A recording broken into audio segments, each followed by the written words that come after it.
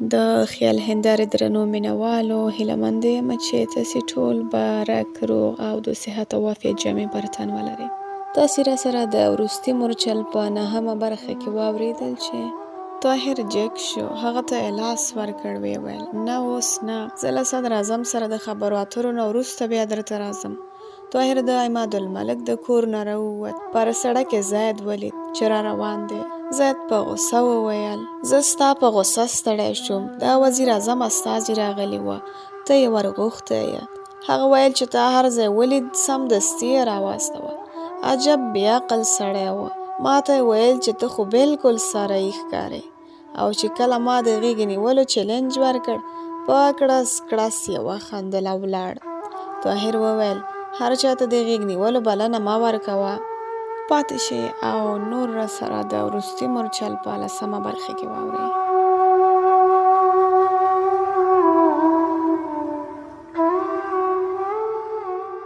15 ورځې وروسته یو ماښام له لمانځه وروسته عبدالعزیز او عبدالملک د طاهر کور ته ورغلل. طاهر په یوه کوټه کې ناست و او یو کتاب یې لوست. عبدالعزیز چې کوټې ته ورننوت ویې ویل: زما ګمان و چې ته به د سفر په تیارۍ بوخت یې. طاهر ورجګ شو، ستړي مشي ورسره وکړل او ویې ویل: د سفر لپاره خو له پرون راهیسې تیاری نیسم. خو نن صدراعظم ته خلیفه دا فرمان واوروه چې بله ورځ د روژې میاشت پیلېږي او په روژه کې ماته سفر ګران دی، ځکه خو به د اختر په سبا ماته د روانېدو اجازه راکوي. عبدالعزیز وویل: عجیبه ده، خلیفه ستا د تکلیف دومره خیال ساتي. آیا تا د چنګیز خان په نوم د هغه لیک ترلاسه کړی دی؟ طاهر ځواب ورکړ: هغه لیک د صدراعظم سره دی، ما یې یو متن لوستی او د خلیفه مهر مې هم پرې لیدلی دی. وزیر اعظم هغه لیک عمادالملک ته هم ورښودلی دی. هغه ماته ویلي چې د رخصتېدو په ورځ به یې درته وسپارم. عبدالملک وویل: مګر ستا د سفر د ځنډېدلو لپاره د روژې د میاشتې پلمه ماته چندان ډډمنه نه ښکاري. آیا تا ونه ویل چې ماته په سفر کې روژه نیول ګران نه دي؟ طاهر وویل: ما خو ډېر ټینګار وکړ. ما وویل چې څوک د عربو په تبجنو ریګونو کې روژه نیولی شي، د شمال ختیځ د غرونو په ساړه شمال کې به یې په سفر کې روژه ډېر اسانه وي. له دې نه پرته د دې سفر ارزښت دومره زیات دی چې معمولي زحمتونه باید پکې په پام کې ونه نیول شي. خو صدراعظم وویل چې د اختر په ورځ به خلیفه د نیزې وهلو او ځغلولو لوبه ګوري. دا هغه هیله ده چې زه هم په دې لوبه کې شریک وم. عبدالملک وویل: دا پلمه له هغې بلې نه هم زیات نامعقوله ده. عزیزه، ته راته ووایه، په داسې حال کې د چنګیز خان لښکرې د خوارزم په شمال ختیځ راغونډېږي او خلیفه د هغه ګواښ ضروري بولي، نو بیا د یوې میاشتې لپاره د طاهر ایسارول په څه مقصد کیدی شي؟ عبدالعزیز په خپله پراخه ټنډه لاس را تیر کړ، ویې ویل: د خلیفه او صدراعظم په مصلحت پوهېدل ګران دي. کیدای شي د رمضان تر پایه دې خپله اراده بدله کړي. د بوډاتوب په سبب خلیفه د پریکړې حوصله له لاسه ورکړې. د داسې لوی ټوپ د وهلو لپاره هغه ته د 1 کال او یا 1 میاشتې فکر کولو فرصت دومره لویه خبره نه ده. هو، زه له یوې خبرې اندېښمن یم. طاهره، له تا سره نور څوک روانېږي؟ طاهر ځواب ورکړ: ما ستاسې دواړو په اړه ورته وویل، خو وزیر اعظم ونه منله. هغه راته وویل چې ته له ځان سره 3-4 تنه نوکران بیولی شي.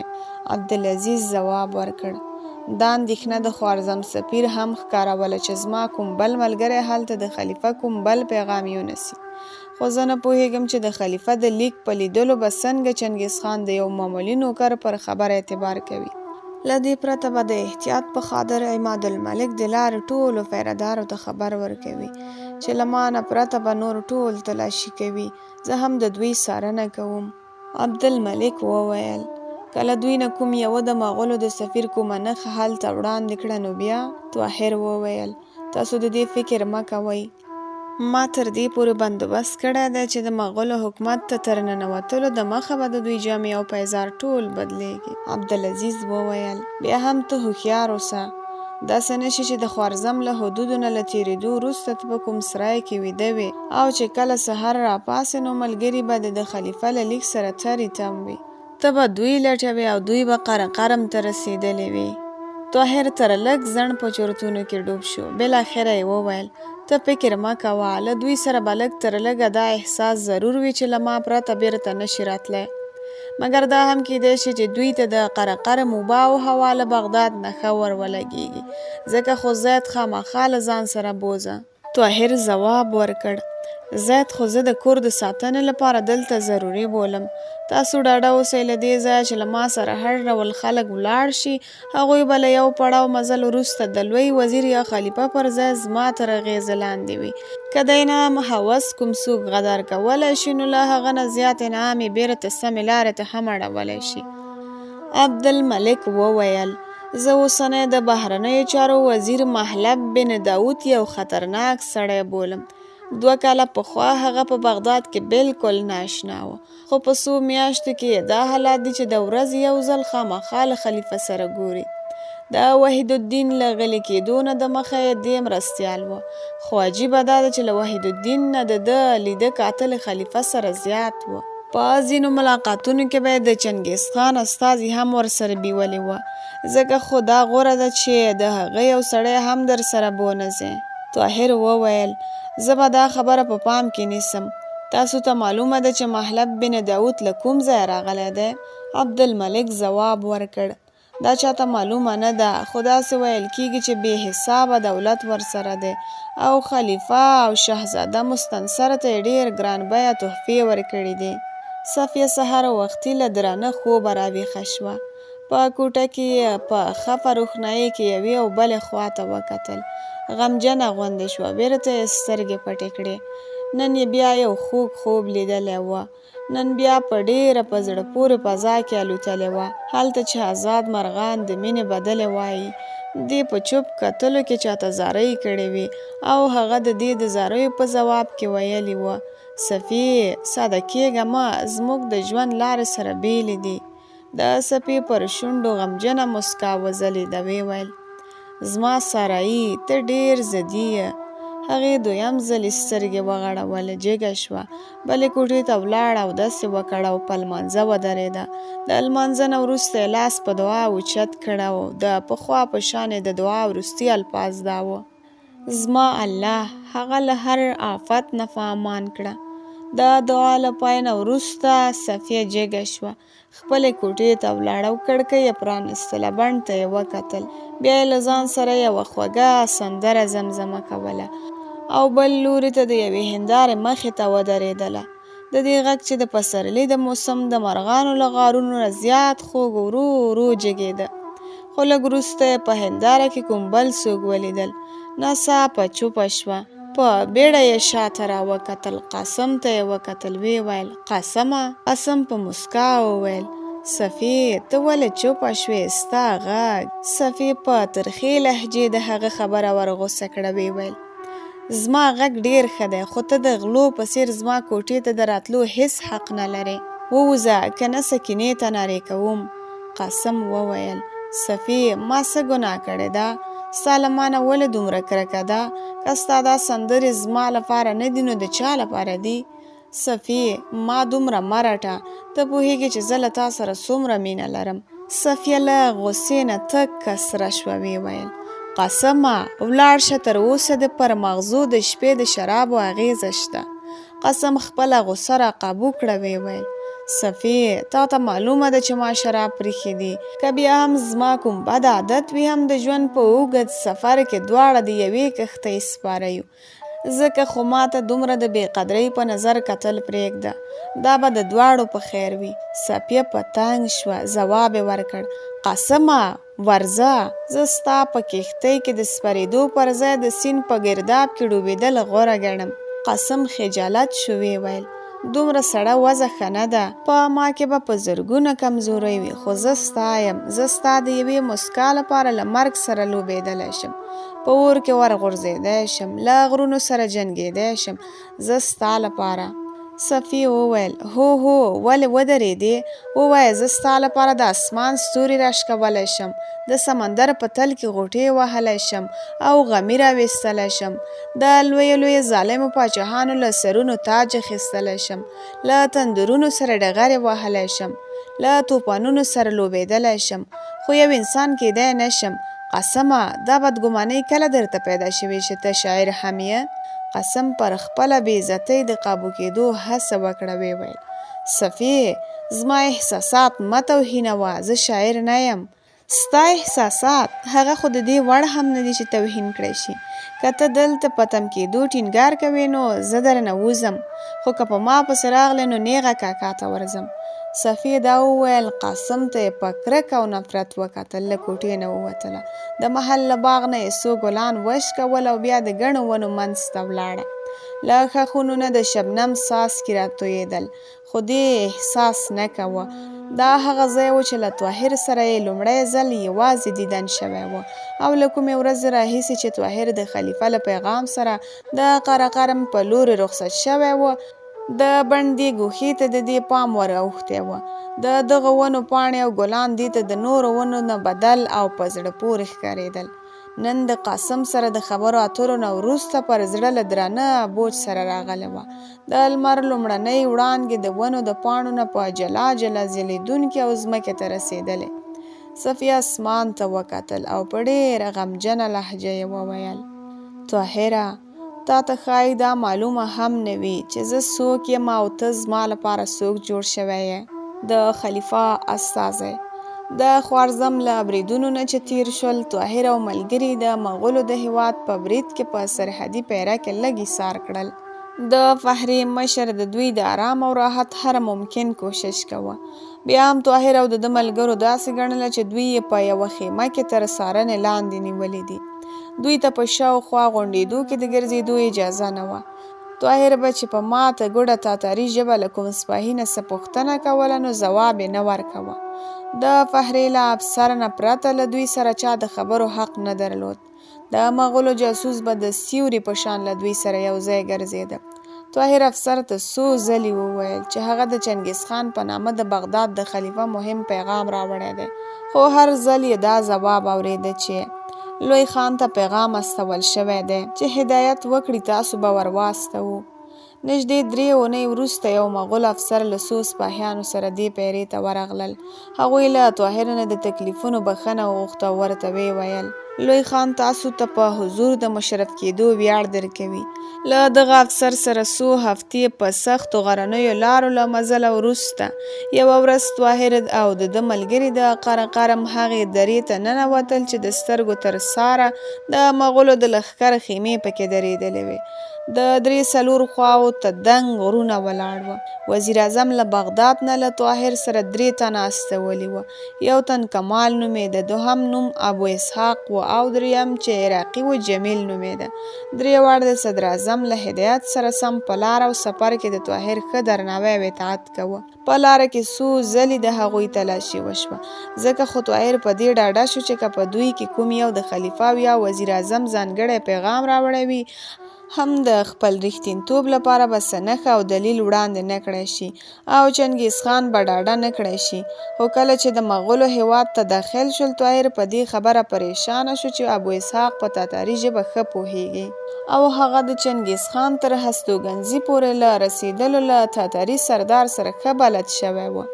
په مزله کې طاهر څو ځله ابو اسحاق له تاتاري سردار سره له نور کاروان نه وړاندې یا وروسته په رازدرانه خبرو اترو او روغبړ ولید.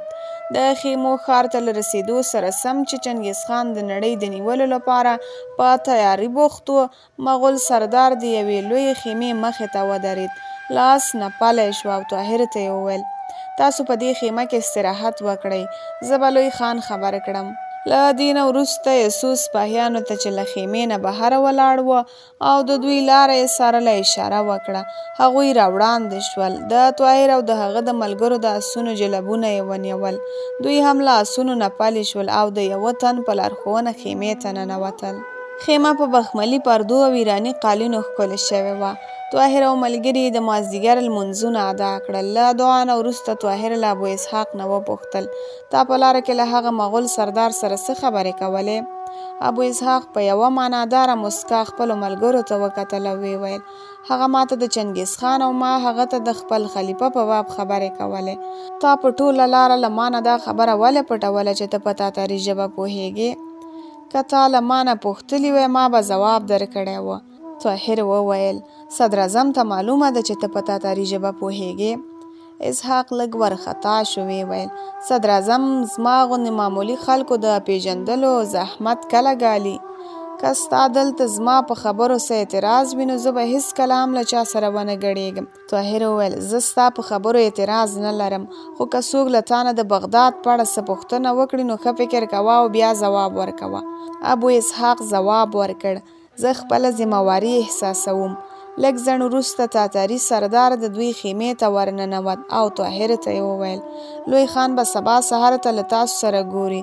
ما ستاسو د خوراک څښاک بندوبست یوه ایراني نوکر ته سپارلی، هغه ستاسو مسلمان ورور دی، تاسو ته به هیڅ تکلیف نه وي. کله چې طاهر له مغول سردار سره خبرې کولې ابو اسحاق له خیمې نه بهر ووت، او کله چې تاتاري سردار هم له خیمې نه بهر ته ووت طاهر جګ شو او د خیمې نه یې بهر وکتل.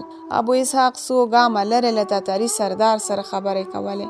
ماښام مهال د طاهر 3 واړه ملګري د چکر په پلمه بهر ته ووتل او هغه وخت بیرته راستانه شول چې طاهر د ماسخوتن لمونځ ادا کړی و او د ویده کېدو په تکل و. طاهر چې دوی ښه ورټل نو ابو اسحاق وویل زه درنه بخښنه غواړم، بیا به داسې غلطي نه کوو. دغه مغول ډیر وحشیان دي. موږ د چکر لپاره ووتو، د یوې خیمې ترڅنګ تېرېدو چې څو تنو مغولو سپاهیانو را ایسار کړو او په زور یې سرونه راباندې وخریل، کوپړۍ یې راباندې تورې کړې. د خدای جل جلاله شکر دی چې ته راسره نه وې. ابو اسحاق دا وویل او بیا یې پګړۍ له سره لرې کړه او زیاته یې کړه وګوره موږ یې په څه حال اخته کړي یو. د ابو اسحاق او د هغه د ملګرو سرونه یې رښتیا خریلې وه او د ویښتانو پر ځای تور غوړي پرې ځلېدل. طاهر وویل دغه خلک ډیر احمق دي، زه به چنګیز خان ته د دوی پر دې سلوک احتجاج کوم. ابو اسحاق وویل دلته سر خریل کومه خبره نه ده. یو سپاهي ویل چې د سر خریل هم د میلمه پالنې په دود کې شامل دي. د خدای جل جلاله شکر دی چې دوی د خپلو خنجرونو د تیغ د تیرهتوب ازمایلو لپاره زموږ ویښتان غوره کړل، که نه نو د یو تاتاري لاس دومره شارک ته نږدې له خطره خالی نه وي. سبا سهار طاهر د چنګیز خان له استازي سره شاهي محل ته روان شو. د شاهي محل په دره کې په یو مناسب لوړ ځای څو ښکلې او شاندارې خیمې وې. د غونډۍ پر لورې تللې لارې یوې او بلې خواته د انساني کوپړیو سلۍ درېدلې وه او د لارې په اوږدو کې دواړو خواو ته کتار کوپړۍ ایښې وې. دا طاهر له بڼې نه مغولي سردار وپوهېده، ورته ویې ویل دا یوازې د لویو سردارانو ککرۍ دي، دوی د خپل حیثیت په مناسبت دلته ایښي دي، د ټیټې طبقې ککرۍ مو دلته نه دي راوړي. پاس به تاسو د لوی خان د خیمې په مخ کې د هغو واکمنو او پوځي سردارانو د ککرو انبار ووینئ چې زموږ د عظمت په وړاندې له سر ټیټولو نه ډډه کوله. د لوړو کورنیو د ښځو او نجونو کوپړۍ چې د لوی خان او شهزادګانو له خدمت نه یې سره غړاوه. د هغوی د ککریو وړوکی منار د ملکې د خیمې مخې ته دی. په غونډۍ چې وختل مغول سردار یوې بلې غونډۍ ته اشاره وکړه، ویې ویل هلته وګورئ د لوی خان شانداره ماڼۍ هلته جوړیږي. په وړاندې غرونو کې ډیره عالي ډبره لږه ده. ما اورېدلي دي چې د بخارا، سمرقند او بغداد په ماڼیو کې ډیرې غوره سپینې او سرې ډبرې کارېدلې دي. طاهر ځواب ورکړ هغه ډبرې پر دې سربیره چې ښکلې دي ډیرې کلکې هم دي. ستاسو لوی خان ولې د کوپړیو ماڼۍ نه جوړوي؟ که د انساني کوپړیو نه د خښتو کار اخیستل کېدای شوی نو موږ ته دا مشکله نه وه. په شمال ختیځ او شمال لویدیځ کې په ډیرو ښارونو کې د کوپړیو ډیر انبارونه بیکاره پراته دي. د غونډۍ په څوکه په یوه پراخه میدان قیمتي غالۍ غوړېدلې وه او د میدان 3 لوري ته د خیمې کتارونه وه. ځای پر ځای ایستلي تورې پیرهداران ولاړ وه. استازی د یوې خیمې په مخ کې ودرېد او طاهر بهر پرېښود، په خپله خیمې ته ننوت. له لږ ځنډ وروسته هغه بیرته راووت او طاهر د ننه ورسره بوت. له 2 پراخو کوټو چې تیر شول طاهر او هماغه استازی یو وړوکې بلې کوټې ته ننوتل. په کوټه کې یوې خواته نږدې 4 لویشتې لوړه چوتره وه چې قیمتي غالۍ پرې غوړېدلې وه. د چوترې نه لاندې کتار څو تاجونه ایښي وه. په کوټه کې یو سړی چې له چپنې او پګړۍ نه مسلمان ښکارېده ولاړ و. هغه ور وړاندې شو. طاهر ته یې د ستړي مشي لپاره لاس ور اوږد کړ او ویې ویل زه د مغولو د لوی خان په دربار کې خپل یو مسلمان ورور ته ښه راغلاست وایم. طاهره چې هغه ته لاس ورکړ په بدن لړزه احساس کړه او له لږ دوه زړه‌توب وروسته یې وویل ته دلته څه کوې؟ زه د لوی خان په دربار کې د عربي او فارسي ترجمان یم. طاهره وویل ته تر دې ځایه څه ډول راورسېدې؟ لوی خاقان جوهر پیژندونکی هم دی او سخي هم. زه هم د سوداګرو له یوې قافلې سره دلته راغلم. د لوی خاقان یو ترجمان ته اړتیا وه. هغه زه څو میاشتې له ځان سره ایثار کړم، خو له هغه وروسته د دوی قدردانۍ زه د همدې ځای کړم او د تل لپاره یې واخیستلم. لوی خاقان د تشریف راوړو په حال کې دی. زه څو خبرې غواړم درته وښایم. هغه زیاته چاپلوسي نه خوښوي، خو بې تکلفي او بې پروایي هیڅکله نه بخي. که ته ورسره په تاتاري ژبه په خپله خبرې وکړې ډېر پرې خوښیږي. که ته په تاتاري نه پوهیږې نو د هغه چینایي ژبه هم زده ده. له دې دوه ژبو وروسته لوی خان پارسي غوره بولي. هغه د پارسي څو جملې زده کړي هم دي، خو له عربي ژبې نه یې وحشت دی. طاهر ځواب ورکړ: د خیال هندارې درنو مینهوالو، دا وه د وروستي مورچل 10مه برخه چې ما ایمان تاسې ته وړاندې کړه. تر بلې 11مې برخې مو لا یې زال او واکمن ذات مال شه.